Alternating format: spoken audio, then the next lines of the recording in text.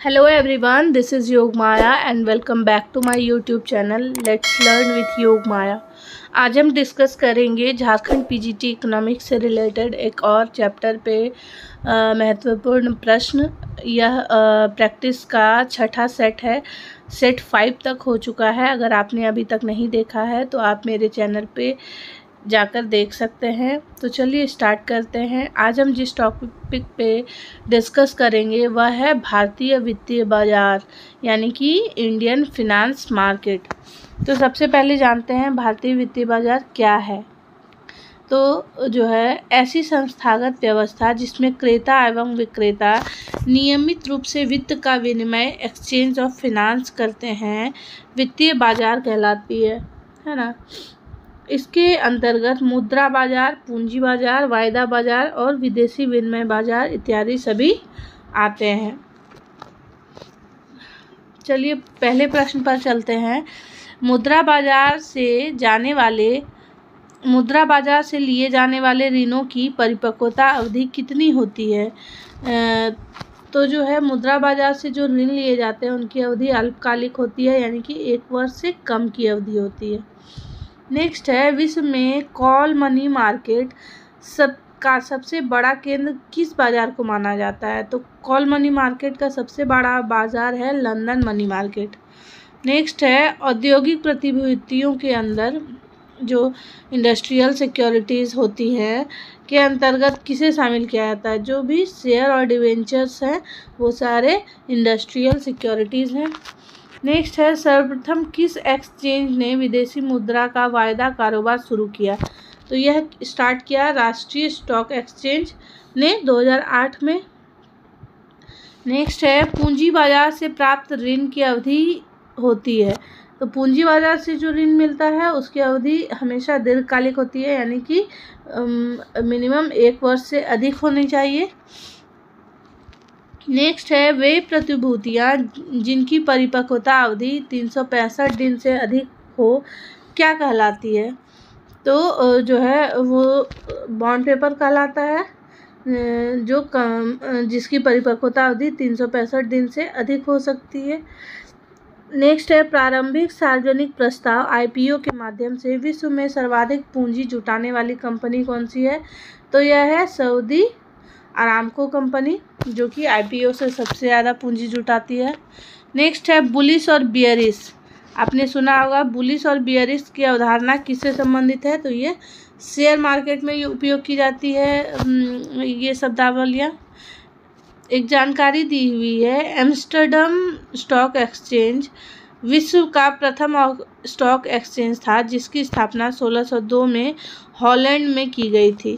तो सबसे पहला स्टॉक एक्सचेंज था एम्स्टर्डम स्टॉक एक्सचेंज, जो कि 1602 में स्थापित की गई थी। अगला प्रश्न है, सुपरमार्केट से क्या तात्पर्य है। सुपरमार्केट है खुदरा विक्रय संगठन। नेक्स्ट है, मानव पूंजी ह्यूमन कैपिटल में बढ़ता हुआ विनियोग क्या अग्रसरित करता है। तो मानव पूंजी में अगर विनियोग बढ़ रहा है तो इसका अर्थ है कुशलता में विकास हो रहा है। नेक्स्ट है, गिल्ट एज्ड बाजार किसे कहते हैं या किससे संबंधित है। तो गिल्ट एज्ड बाजार है सरकारी प्रतिभूतियों के बाजार से संबंधित है।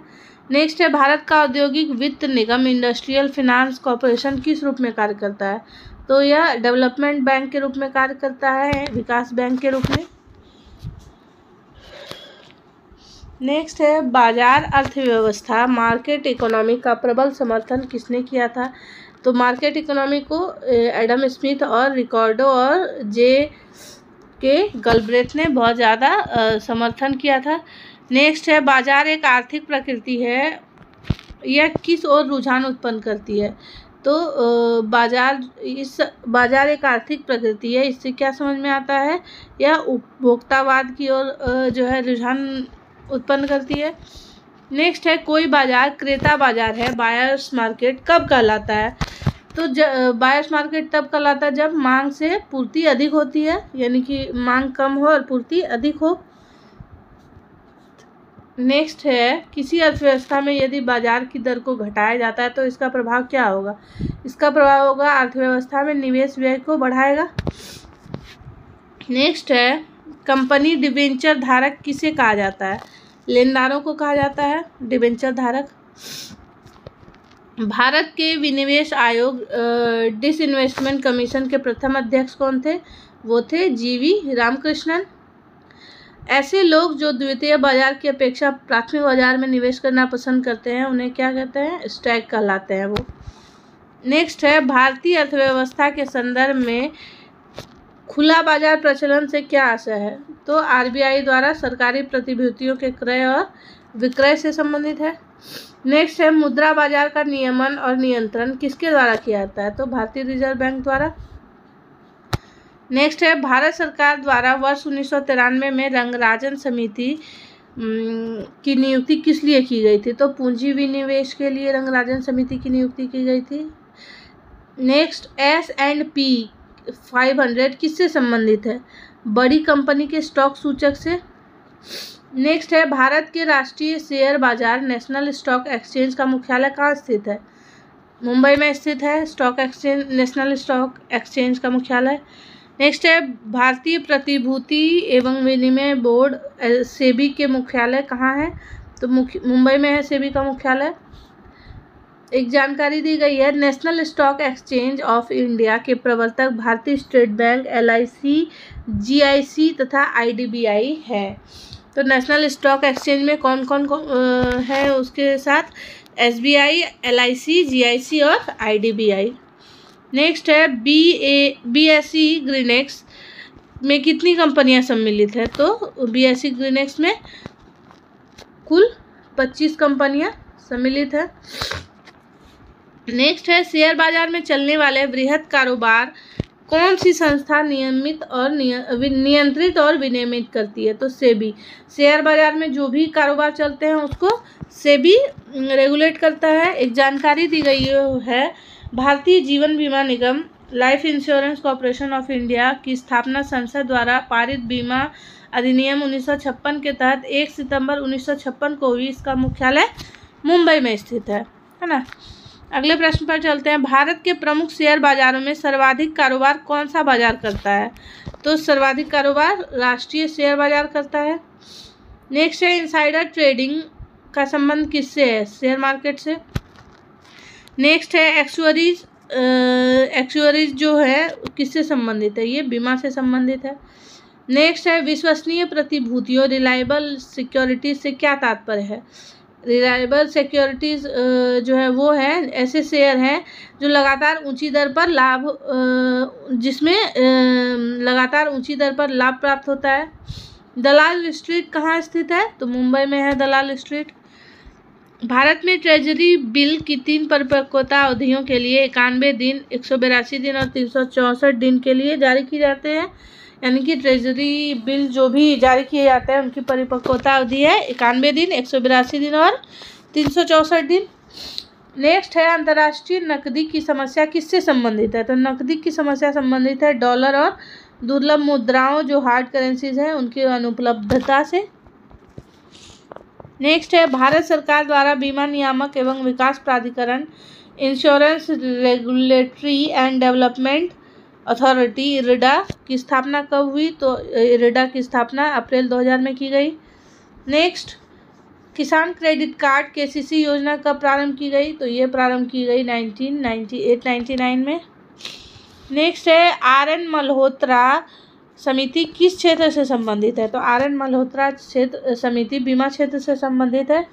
नेक्स्ट है, साख निर्धारण के संबंध में भारत की सबसे पुरानी क्रेडिट रेटिंग संस्था कौन सी है? ये है क्रिसिल जो 1987 से कार्यरत है। नेक्स्ट है, क्रिसिल एक वैश्विक क्रेडिट रेटिंग एजेंसी है जो कि अर्थव्यवस्थाओं के साथ कंपनी की साख की स्थिति का मूल्यांकन करता है। नेक्स्ट है, भारत में कौन सी संख्या सहयोग निधियों का नियमन करती है? कौन सी संस्था? तो सेबी। नेक्स्ट है, सेबी अधिनियम किस वर्ष पारित हुआ? ये 1992 में पारित हुआ। नेक्स्ट है, क्रेडिट रेटिंग एजेंसीज दी गई है, उनकी स्थापना वर्ष और मुख्यालय दिया गया है। तो स्टैंडर्ड एंड पुअर्स जो है S&P, इसकी स्थापना 1860 तथा 1941 में पुनर्संगठित हुई थी। इसका मुख्यालय न्यूयॉर्क में है। नेक्स्ट है, मूडीज 1909 में स्थापित की गई थी और इसका मुख्यालय भी न्यूयॉर्क में है। नेक्स्ट है फिच ग्रुप, ये 1914 में स्थापित की गई और इसका भी जो है मुख्यालय न्यूयॉर्क एवं लंदन में है। नेक्स्ट है कौन सी एकमात्र विदेशी कंपनी है जो भारत में भारतीय डिपॉजिटरी रसीद के रूप में सूचीबद्ध है? तो ये है स्टैंडर्ड चार्टर्ड बैंक, है ना। बॉम्बे स्टॉक एक्सचेंज का संवेदी सूचकांक सेंसरी इंडेक्स क्या कहलाता है? तो यह कहलाता है सेंसेक्स, आपने सुना होगा नाम। नेक्स्ट है लंदन मनी मार्केट द्वारा Libre London interbank offer rate को कब समाप्त किया गया? ये 2021 में समाप्त किया गया है।